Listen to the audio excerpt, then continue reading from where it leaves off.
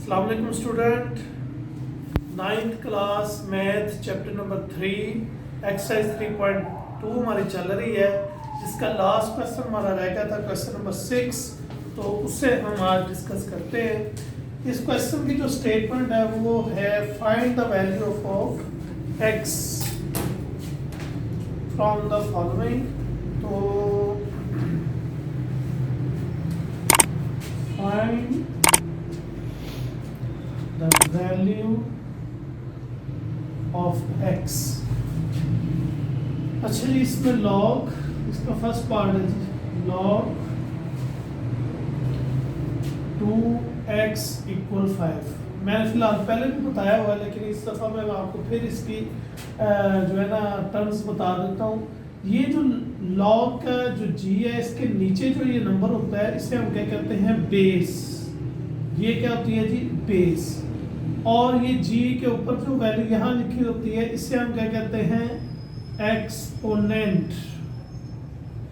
और इक्वल के इधर ये जो टर्म होगी इसे हम क्या कहते हैं, आंसर।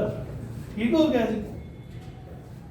एक्सपोनेंट और आंसर ये आपस में इंटरचेंजेबल है, ये अपनी जगह तब्दील कर सकते हैं, लेकिन बेस अपनी जगह नहीं छोड़ती, बेस वहीं की वहीं रहती है।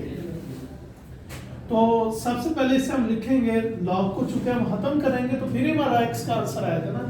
तो राइट इन एक्सपोनेंशियल फॉर्म। इसे हमने किस फॉर्म में लिखना है जी, एक्सपोनेंशियल फॉर्म में। उसका लिखने का तरीकाकार ये है कि ये जो बेस है ये तो अपनी जगह नहीं छोड़ेगी जी, ये तो वहीं की वहीं रहेगी, जबकि आंसर इधर आ जाएगा और एक्सपोनेंट इक्वल के इस तरफ आ जाएगा और लॉग खत्म हो जाएगा। अब उस सवाल की स्टेटमेंट क्या है कि find the value of x. X मालूम करना है तो एक्स तो मालूम हो चुका है। अब 2 पर 5 का मतलब ये है कि 2 को हमने 5 टाइम्स आपस में क्या करना है जी, multiply. 2 to the 4, 4 to the 8, 8 to the 16 and 16 to the 32। ये हमारा इसका आंसर आ गया। ठीक हो गया। अब इसका सेकंड पार्ट देखना है। असल में जितने पार्ट्स हैं उसमें ये जो फाइंड हमने करना है एक्स, वो कभी बेस पे लेके आएगा, कभी आंसर की जगह पे लेके आएगा, कभी एक्सपोनेंट की जगह पर, मुख्तलिफ पोजीशन पर रखकर हम उसकी वैल्यू जो है ना वो मालूम करेंगे। अब देखें, इसमें आ गया हमारे पास सेकंड पार्ट में, कहता है log 81 9 = x। अब देखें, हमें x मालूम करना है ना, वो आंसर की जगह आया हुआ है। पहले हमें x कहाँ पे मिला था, एक्सपोनेंट की प्लेस के ऊपर। अब ये मुख्तलिफ जगह चेंज करेगा और हम इसकी वैल्यू फाइंड आउट करेंगे। तो उसी तरह हम सबसे पहले इसे किस पे लिखेंगे, एक्सपोनेंशियल फॉर्म में। Right in exponential form. तो मैंने जैसे बताया, बेस अपनी जगह हरगिज नहीं छोड़ती, बेस में उधर का उधर ही रहना है। हाँ जी, जब आपने लॉग को खत्म करना है तो ये आंसर आ जाएगा एक्सपोनेंट की जगह और एक्सपोनेंट आ जाएगा आंसर की जगह पे। ये यहाँ पे आ गया। अब देखिए, हमने तो मालूम करना है x। अब x के नीचे है 81 और साथ आप इक्वल के इधर देखें 9 है। अगर इधर 9 है और अगर इस, हमने तो बेसिक मालूम करना है x को, इसके नीचे भी अगर हम 9 बना लें और बनेगा, ये यही इन क्वेश्चंस का असूल है। अगर इक्वल के जिसे आपने मालूम करना है उसके नीचे देखे क्या है और उसके साथ देखें नंबर कौन सा, वो नंबर 9 है। क्या इधर हम 9 बना सकते हैं या इसका 81 बना सकते हैं? फिलहाल इजीली तो ये है कि हम इसका 9 बना सकते हैं। कैसे? 81 9 के टेबल में आता है, तो इसका हम ऐसे लिख लेते हैं 9 पावर 2। 9 9 का 81 होता है ना, 9। तो 9 पावर से मल्टीप्लाई होकर 2x = 9। हम इधर लिखेंगे एज बेस इज सेम।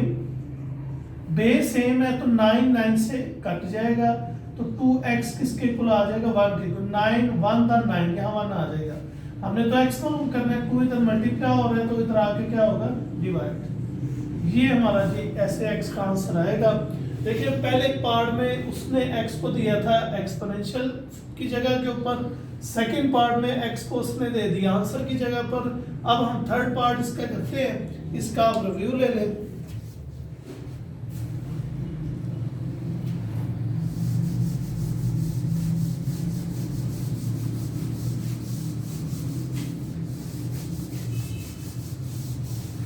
अब जो इसका थर्ड पार्ट देखें, थर्ड पार्ट में है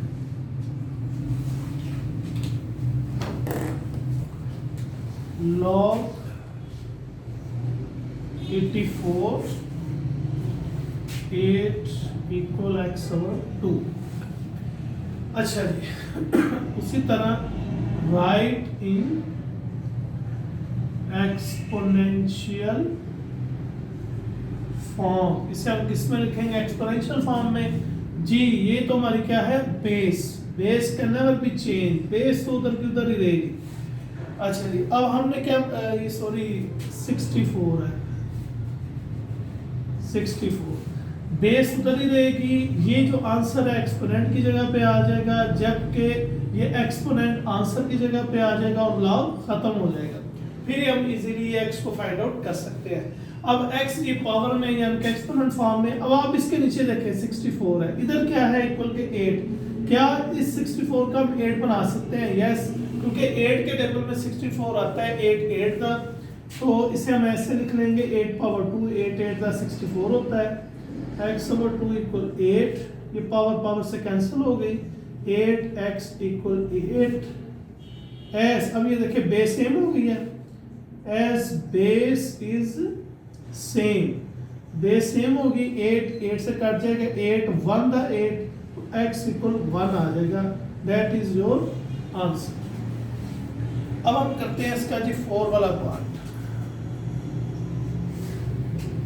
तो ये है log x 64 इक्वल 2। अब उसने x की जो पोजीशन चेंज की है, अब x को वो बेस में ले आया, तो उसी तरह हम पहले लिखेंगे राइटिंग एक्सपोनेंशियल फॉर्म। तो बेस तो उधर ही है, बेस अपनी जगह नहीं छोड़ेगी। ये 2 ये आंसर जो है एक्सपोनेंट पे आ जाएगा और एक्सपोनेंट आंसर की जगह चले जाएगा और लॉग खत्म हो जाएगा। अब हमने तो x मालूम करना है, इसके ऊपर पावर 2 है। अब आप देखें क्या इधर हम पावर 2 बना सकते हैं? बना सकते हैं। 64 इसका स्क्वायर बनता है, ये 8 के टेबल में आता है, तो 8 8 का 64, 8 पावर 2 आ गया। देखिए दोनों की क्या होगी? Exponent same. x तभी मालूम होगा या तो हम बेस सेम करेंगे या हम एक्सपोनेंट सेम करेंगे। यहाँ हम लिखेंगे S exponent is same. Exponent same हो गया, एक्सपोनेंट एक्सपोनेंट से कट गया, तो x किसके इक्वल आ जाएगा? 8। That is your answer. अब हम इसका जी 5th वाला पार्ट करते हैं।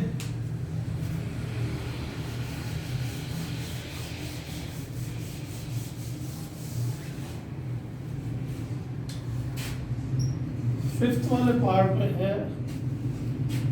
log 3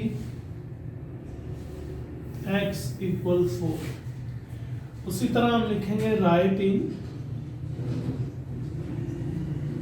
एक्सपोनेंशियल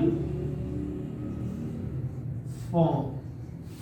हाँ जी इस वक्त भी जो आपका वेरिएबल है जो आपने फाइंड आउट करना है वो एक्सपोनेंट फॉर्म में, तो बेस उधर की उधर रहेगी, ये आंसर एक्सपोनेंट की जगह पे आ जाएगा और एक्सपोनेंट आंसर की जगह पे आ जाएगा और लॉग आपका खत्म हो जाएगा। देखिए हमने मालूम क्या करना था? x, तो x आज़ाद है अकेले, तो ये फाइंड आउट हो गया। अब 3 पावर 4 का मतलब ये है कि 3 को आपने 4 टाइम्स आपस में मल्टीप्लाई करना है। 3 3 द 9, 9 3 द 27, 3 द 81। ये आपका आंसर आ गया जी, x इक्वल 81। ये था हमारा क्वेश्चन नंबर 6। उसके थे ये 5 पार्ट थे और 5 पार्ट हमारे कंप्लीट हो गए। होपफुली आपको इसकी समझ आई होगी और आप इसकी प्रैक्टिस करें अच्छे तरीके से। Thank you so much.